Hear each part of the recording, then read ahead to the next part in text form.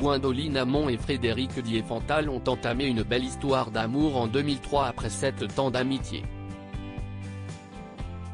L'année suivante, ils se mariaient et accueillaient leur fils Gabriel.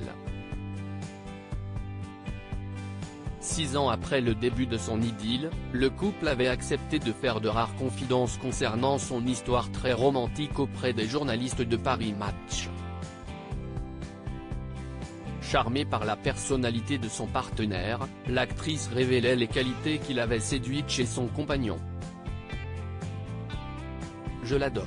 Il est maladroit et soupolé, mais il est aussi simple, généreux, valeureux. Il n'a peur de rien, il fonce. Il se moque de son image, ce qui me fait du bien car ce n'est pas toujours mon cas. Il aime avoir du succès, parce que si est le fruit d'un travail et non une fin en soi, confiait-elle, ajoutant également qu'il était très coquet. De son côté, l'acteur apparu dans les séries Scènes de ménage, Nos chers voisins et Demain nous appartient confiait également ce qu'il avait conquis chez sa partenaire. Quand j'ai rencontré Gwendoline, j'ai senti qu'elle ne me jugeait pas malgré ses origines, elle est la petite fille de Jean Anouilh, note de la rédaction.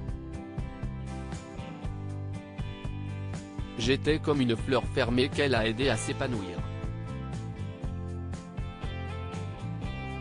J'étais subjugué par sa spontanéité, elle qui s'adressait de la même façon aux mendiants du coin et à Michel Sardou, expliquait-il, très amoureux alors. Fusionnel avec son époux, Gwendoline expliquait qu'il était ami et amant à la fois mais aussi qu'ils se connaissaient parfaitement. Aujourd'hui, je ne me vois pas vieillir auprès d'un autre que lui, confiait-elle à l'époque avec beaucoup de tendresse. Malheureusement, quelques années plus tard, en 2013 précisément, Frédéric Diefenthal et Gwendoline Amon décident de se séparer et annoncent leur divorce. Une rupture totalement inattendue pour les fans du couple qui semblait si soudé depuis de nombreuses années. Aujourd'hui, Gwendoline Amon est désormais en couple avec un neurologue comme elle l'a récemment confié au journal Libération. De son côté, Frédéric Diefenthal partage la vie de Stéphanie avec laquelle il a eu un autre enfant né en 2018.